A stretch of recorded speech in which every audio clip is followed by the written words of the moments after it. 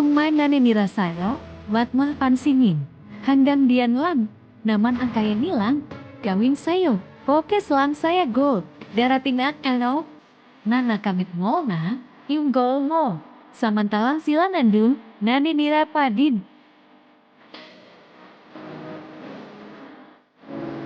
Good morning, Barangay Gurgol. Lahat ng tisin, iburo natin.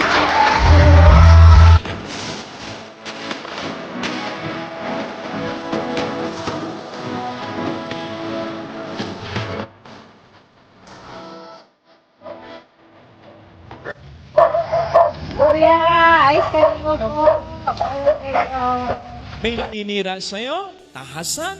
May mga nababalitaan ka? Sige, for once, bibigyan kita ng pang-3 beses. Sige, ipagtanggol mo yung sarili mo.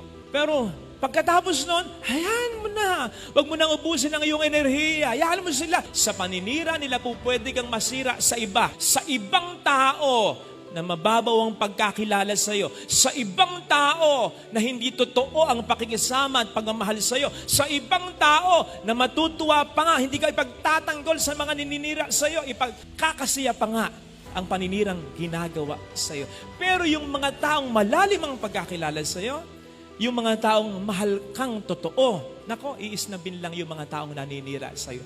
Pwedeng mabawasan ang mga pinakikisamahan mo, pwedeng mabawasan mga friends mo, pero matitira naman yung mga taong tunay na nagmamahal at nagmamalasakit sa'yo.